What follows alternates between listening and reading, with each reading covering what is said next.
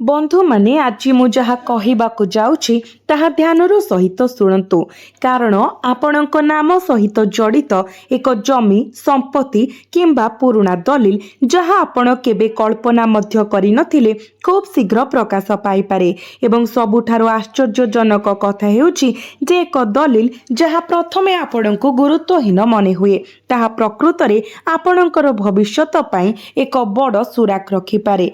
तेणु एही वीडियो को मझिरे देखिबा बंद करंतु नाही कारण जहा प्रकाश पाइबाकू जाउची ताहा केवल टंका विषय नुहे। एहा आपणकर परिवार आपणकर भविष्यत एवं आपणकर जीवनर दिग सह जड़ित।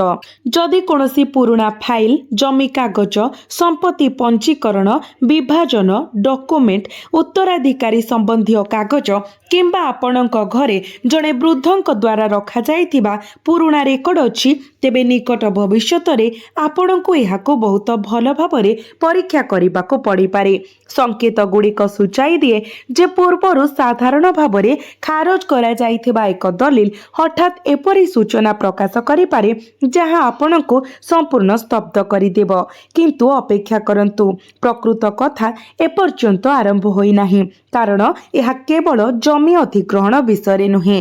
प्रश्न हेउची जदि आपणकर नाम सह जड़ित एक संपत्ति प्रकृत रे सामना को आसे तेबे यह आपणक जीवन रे किपरि प्रवेश करिब।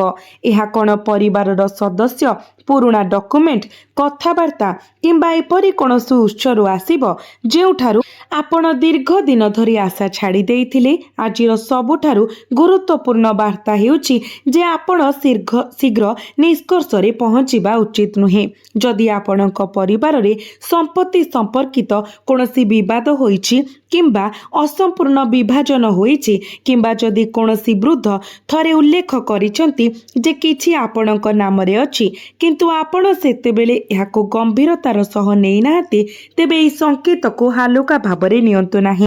मु आपणको एपरी किछि कहिबाकू जाउछि जहा एई संपूर्ण प्रकाश को आहुरी रहस्यमय करिथाय। संकेत गुड़िक सूचाई थाए जे एक पुराणा विषय सह जड़ित एक नाम एक तारीख किंबा एक दलिल हठात सामना को आसी पारे। यह संभव जे डॉक्यूमेंट टी तुरंत आपणक सम्मुखरे देखा जाउ नाही। प्रारंभ रे यह केवल उल्लेख करा जाई पारे।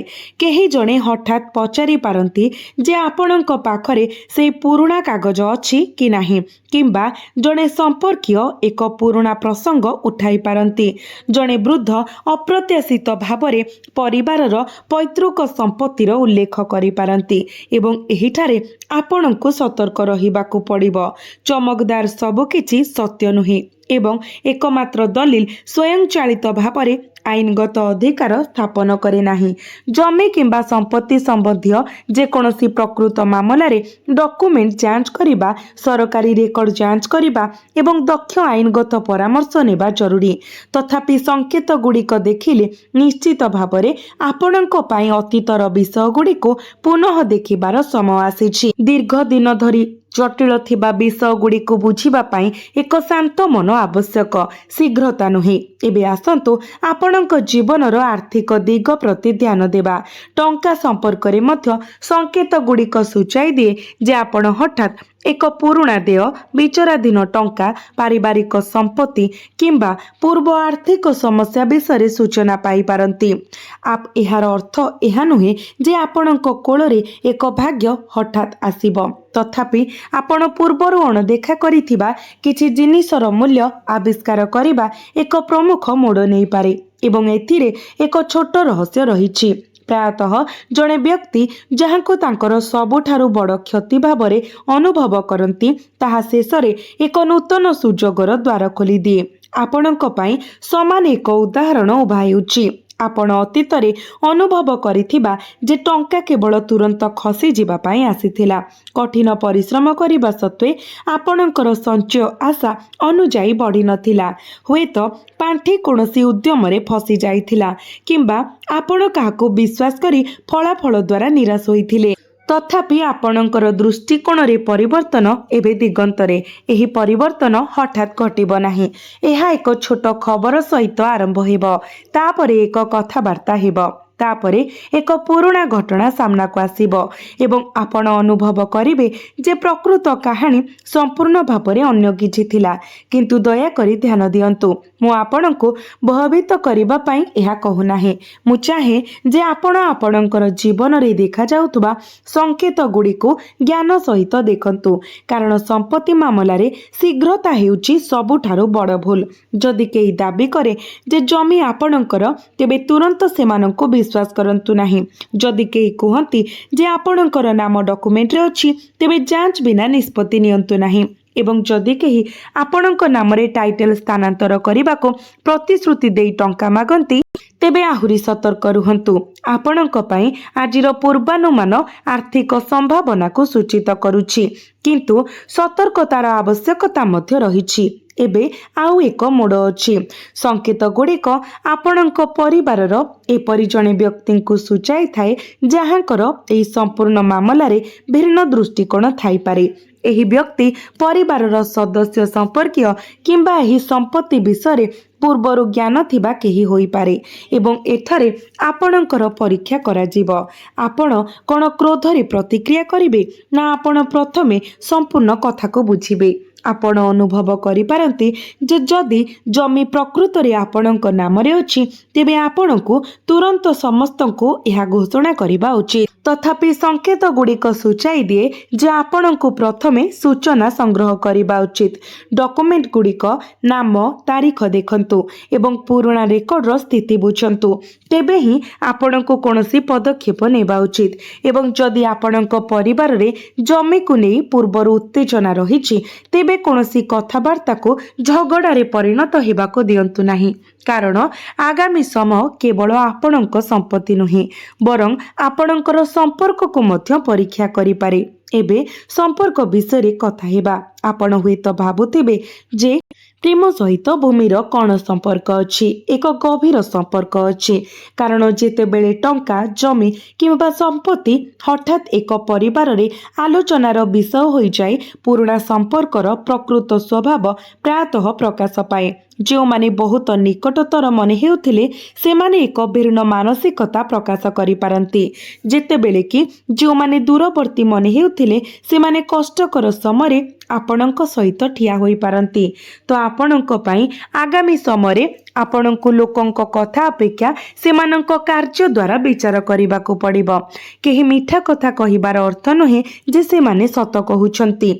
नीरवता सर्वदा शत्रुता को बुझाए नाही एवं केही हठात अति निकटतर हेबा सर्वदा भल पाइबार लक्षण नुहे। तेणु आपणकर संकल्प रे दृढ़ता रखंतु।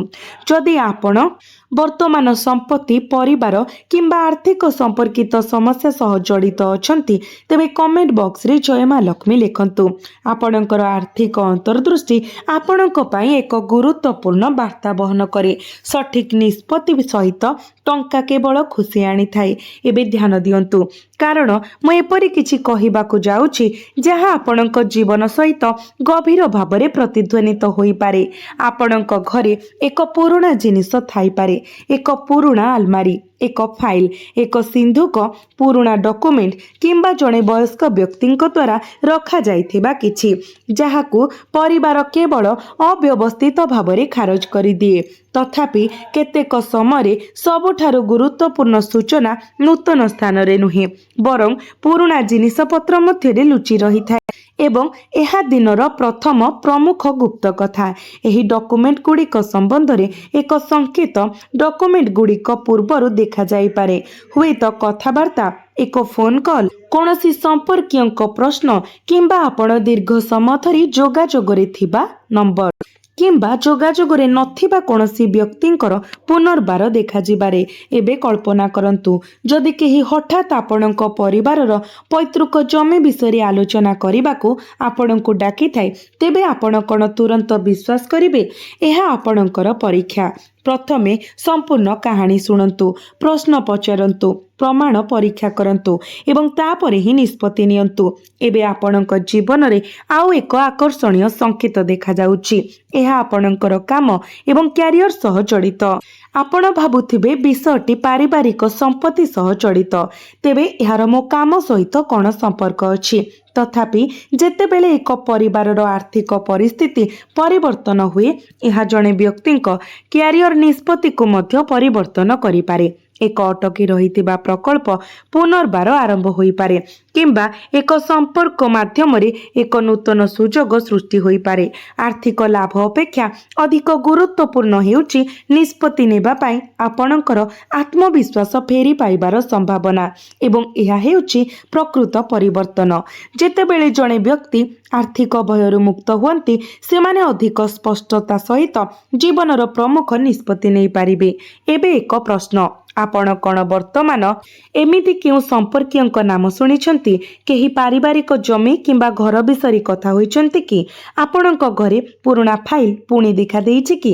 କେହି ଆପଣଙ୍କୁ କୌଣସି ନିର୍ଦ୍ଦିଷ୍ଟ ଡକୁମେଣ୍ଟ ବିଷୟରେ ପଚାରିଛନ୍ତି କି?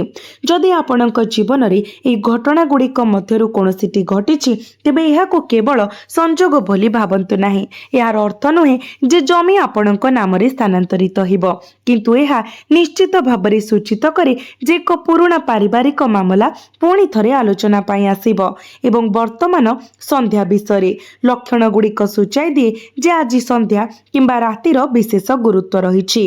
ଦିନସାରା ସବୁକିଛି ସାଧାରଣ ଦେଖାଯାଇପାରେ। ଆପଣ ଆପଣଙ୍କ କାମରେ ବ୍ୟସ୍ତ ରହିପାରନ୍ତି, ଏପରି ଅନୁଭବ କରିପାରନ୍ତି ଯେପରି ଏହା କେବଳ ଅନ୍ୟ ଏକ ସାଧାରଣ ଦିନ ଭଳି। କିନ୍ତୁ ସନ୍ଧ୍ୟା ହେବା ସହିତ କଥାବାର୍ତ୍ତାର ସ୍ୱର ପରିବର୍ତ୍ତନ ହୋଇପାରେ। ଆପଣ ଏକ ମେସେଜ କିମ୍ବା ଫୋନ୍ କଲ୍ ପାଇପାରନ୍ତି, କିମ୍ବା ଘରେ ଏକ ପୁରୁଣା ପାରିବାରିକ ବିଷୟ ବିଷୟରେ ଆଲୋଚନା ଆରମ୍ଭ ହୋଇପାରେ। ସେହି କଥାବାର୍ତ୍ତା ସମୟରେ ଏକ ନାମ କିମ୍ବା ଏକ ଦସ୍ତାବିଜ ପ୍ରକାଶ ପାଇପାରେ, ଯାହା ଆପଣଙ୍କୁ ଗଭୀର ଭାବରେ ପ୍ରତିଫଳିତ କରିବାକୁ ବାଧ୍ୟ କରେ। ମନେ ରଖନ୍ତୁ, ଏହା ଏକ ନିଶ୍ଚିତ ଘଟଣାର ପୂର୍ବାନୁମାନ ନୁହେଁ, ବରଂ କୁଣ୍ଡଳୀର ପ୍ରତୀକାତ୍ମକ ସଂକେତ। ତଥାପି ଯଦି ଏପରି କିଛି ଘଟେ, ତେବେ ପ୍ରଥମ ପଦକ୍ଷେପ ହେଉଛି ଶାନ୍ତ ରହିବା, କାରଣ ପ୍ରକୃତ ମୋଡ଼ ଆପଣଙ୍କ ପ୍ରତିକ୍ରିୟା ଦ୍ୱାରା ଆକାର ପାଇବ। କ୍ରୋଧିତ ହେବା ପରିସ୍ଥିତିକୁ ଆହୁରି ଖରାପ କରିପାରେ, ଏବଂ ଭୟରେ ପଡ଼ିବା ଅନ୍ୟ କାହାକୁ ଆପଣଙ୍କ ନିଷ୍ପତ୍ତିକୁ ପ୍ରଭାବିତ କରିବାକୁ ଅନୁମତି ଦେଇପାରେ। ବିପରୀତରେ, ଆପଣଙ୍କର ଶାନ୍ତ ରହିବା ନୂତନ ସୂଚନା ପାଇଁ ଦ୍ୱାର ଖୋଲିପାରେ। ଏବଂ ମୁଁ ଆପଣଙ୍କୁ ସେହି ଦ୍ୱାର ଦେଶକୁ ନେଇ ଆସିଛି, ଯାହା ପଛରେ ପ୍ରକୃତ ରହସ୍ୟ ରହିଛି। ପ୍ରଶ୍ନ କେବଳ ଜମି କିମ୍ବା ସମ୍ପତ୍ତିର ଅସ୍ତିତ୍ୱ ବିଷୟରେ ନୁହେଁ, ବରଂ ଯଦି କୌଣସି ସମ୍ପତ୍ତି ଆପଣଙ୍କ ନାମ ସହ ଜଡ଼ିତ ହୁଏ, ତେବେ ଏହା ପଛରେ କେଉଁ ଅତୀତର ସମ୍ପର୍କ ରହିଛି, କେଉଁ ନାମ ସାମ୍ନାକୁ ଆସିବ, କେଉଁ ତାରିଖ ଗୁରୁତ୍ୱପୂର୍ଣ୍ଣ ପ୍ରମାଣିତ ହେବ। ଏବଂ ସବୁଠାରୁ ଗୁରୁତ୍ୱପୂର୍ଣ୍ଣ କଥା ହେଉଛି, ଏହି ଅଘଟଣର କାହାଣୀରେ ହଠାତ୍ ଜଣେ ପ୍ରମୁଖ ଖେଳାଳି ହେବାକୁ ଥିବା ବ୍ୟକ୍ତି କିଏ। ଏଠାରେ କଥାଟି ଗଭୀର ହୁଏ, କାରଣ ସଂକେତଗୁଡ଼ିକ ସୂଚାଇ ଦିଏ ଯେ ଏକ ଅତୀତର ପରିବାର ନିଷ୍ପତ୍ତି ବର୍ତ୍ତମାନ ଆପଣଙ୍କ ବର୍ତ୍ତମାନର ଜୀବନକୁ ପ୍ରଭାବିତ କରିପାରେ। ହୁଏତ ବର୍ଷ ବର୍ଷ ପୂର୍ବରୁ ଏକ ନିଷ୍ପତ୍ତି ନିଆଯାଇଥିଲା, ଯାହା ବିଷୟରେ ଆପଣ ସେତେବେଳେ ଜାଣିନଥିଲେ। ଜଣେ ବୃଦ୍ଧ ଭବିଷ୍ୟତକୁ ମନରେ ରଖି କିଛି କହିଥିବେ, ଏବଂ ବର୍ତ୍ତମାନ ସେହି ବିଷୟଟି ପୁନର୍ବାର ସାମ୍ନାକୁ ଆସୁଛି। ଯଦି ଆପଣ ଅନୁଭବ କରନ୍ତି ଯେ ଆପଣଙ୍କ ଅତୀତର ଏକ ପୁରୁଣା ସମସ୍ୟା ହଠାତ୍ ଆପଣଙ୍କ ଜୀବନକୁ ଫେରିପାରେ, ଦୟାକରି ଭିଡ଼ିଓକୁ ଲାଇକ୍ କରନ୍ତୁ। ଆଗକୁ ଥିବା ସଂକେତଗୁଡ଼ିକ ଆର୍ଥିକ ସମ୍ପର୍କିତ ଏକ ଭାବପ୍ରବଣ ମୋଡ଼କୁ ସୂଚିତ କରୁଛି। ଆପଣ ଜାଣିପାରନ୍ତି ଯେ ଆପଣ କେବଳ ଜଣେ ସାଧାରଣ ପରିବାର ସଦସ୍ୟ ବୋଲି ଭାବିଥିବା ବ୍ୟକ୍ତି ଏକ ପୁରୁଣା ପାରିବାରିକ ବିଷୟରେ ଗୁରୁତ୍ୱପୂର୍ଣ୍ଣ ସୂଚନା ରଖିଛନ୍ତି, ଯାହା ବର୍ଷ ବର୍ଷ ଧରି ଆପଣଙ୍କ ଠାରୁ ଲୁଚାଇ ରଖାଯାଇଥିଲା। ଆପଣ ଭାବୁଥିବେ ଯେ ଏତେ ଗୁରୁତ୍ୱପୂର୍ଣ୍ଣ ବିଷୟ କାହିଁକି ଲୁଚି ରହିଥିଲା? ଏହା ହିଁ ରହସ୍ୟ। ପ୍ରତ୍ୟେକ ସତ୍ୟ ତୁରନ୍ତ ପ୍ରକାଶ ପାଏ ନାହିଁ। କିଛି ଜିନିଷ କେବଳ ସମୟ ଆସିଲେ ପ୍ରକାଶ ପାଏ। ଆପଣଙ୍କ ପଥ ଏପରି ଏକ ଦିଗରେ ଗତି କରୁଥିବା ପରି ମନେ ହେଉଛି, ଯେଉଁଠାରେ ପୁରୁଣା ପ୍ରଶ୍ନର ଉତ୍ତର ଧୀରେ ଧୀରେ ବାହାରିପାରେ। ଏକ ମୁହୂର୍ତ୍ତ ପାଇଁ ଆପଣଙ୍କ ଜୀବନ ଉପରେ ପ୍ରତିଫଳନ କରନ୍ତୁ। ଗତ କିଛି ମାସ ଧରି ଆପଣ କ'ଣ ସଂଘର୍ଷ କରିଛନ୍ତି? ଆପଣ କେଉଁ ଆର୍ଥିକ ଫଳାଫଳ ଅପେକ୍ଷା କରିଥିଲେ? କେଉଁ ସମ୍ପର୍କରେ ଆପଣ ନିରାଶାର ସମ୍ମୁଖୀନ ହୋଇଥିଲେ? ଆପଣ କେଉଁ କାର୍ଯ୍ୟ କେବେ ସମାପ୍ତ ହୋଇପାରେ ବୋଲି ଭାବୁଥିଲେ? ତ ସଂକେତଗୁଡ଼ିକ ସୂଚାଇ ଦିଏ ଯେ ଆପଣଙ୍କର କାହାଣୀ ଶେଷ ହୋଇନାହିଁ। ପ୍ରକୃତ ପ୍ରକୃତରେ ପୁରୁଣା ଅଧ୍ୟାୟ ଗୁଡ଼ିକ ପୁଣି ଖୋଲିପାରେ, ବିଶେଷ କରି ଆର୍ଥିକ, ପରିବାର ଏବଂ ଆପଣଙ୍କ ଆତ୍ମବିଶ୍ୱାସ ସମ୍ବନ୍ଧୀୟ ଅଧ୍ୟାୟ ଗୁଡ଼ିକ। ଚତୁର୍ଥ ସଂକେତ ଅଛି ଯାହା ମୁଁ ଏପର୍ଯ୍ୟନ୍ତ ସମ୍ପୂର୍ଣ୍ଣ ଭାବରେ କହିନାହିଁ।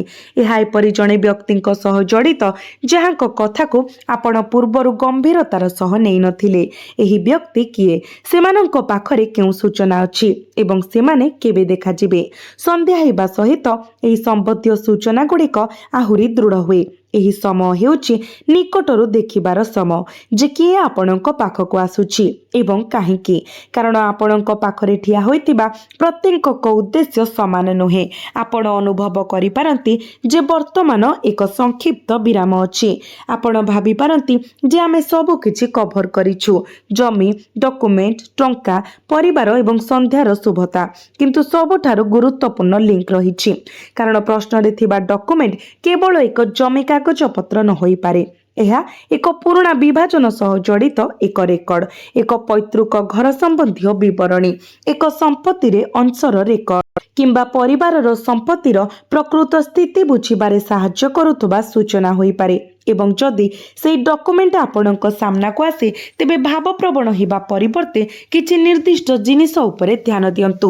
ଏଥିରେ କେଉଁ ନାମ ଲେଖାଯାଇଛି, ତାରିଖ କ'ଣ ଏବଂ ସବୁଠାରୁ ଗୁରୁତ୍ୱପୂର୍ଣ୍ଣ କଥା ହେଉଛି ଡକୁମେଣ୍ଟର ପ୍ରସଙ୍ଗ କ'ଣ। କାରଣ କେତେବେଳେ ଗୋଟିଏ ଶବ୍ଦ ମଧ୍ୟ ସମ୍ପୂର୍ଣ୍ଣ କାହାଣୀକୁ ବଦଳାଇ ଦେଇପାରେ। ଏକ ନାମ ଦିଗକୁ ସମ୍ପୂର୍ଣ୍ଣ ପରିବର୍ତ୍ତନ କରିପାରେ ଏବଂ ଏକ ତାରିଖ ଏକ ବର୍ଷ ପୁରୁଣା ରହସ୍ୟର ଉତ୍ତର ଦେଇପାରେ।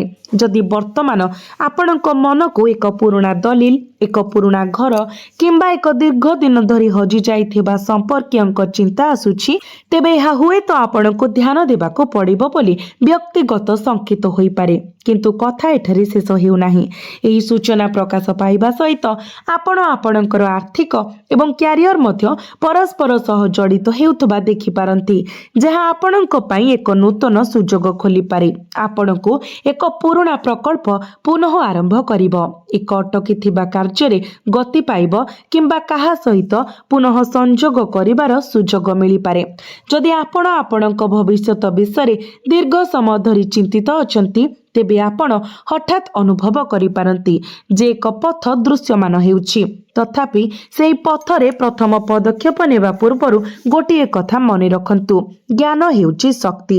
ତେଣୁ ପ୍ରତ୍ୟେକ ଯୋଜନା ସମସ୍ତଙ୍କ ସହିତ ସେୟାର କରନ୍ତୁ ନାହିଁ ଏବଂ ଆପଣଙ୍କର ଆର୍ଥିକ ପରିସ୍ଥିତିକୁ କାହାକୁ ପ୍ରକାଶ କରନ୍ତୁ ନାହିଁ।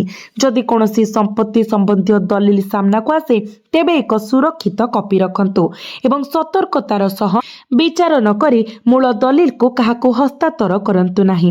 ଆଜିର ବାର୍ତ୍ତା ଭୟ ସୃଷ୍ଟି କରିବା ପାଇଁ ନୁହେଁ, ଏହା ଆପଣଙ୍କୁ ସତର୍କ ରଖିବା ପାଇଁ ଉଦ୍ଦିଷ୍ଟ।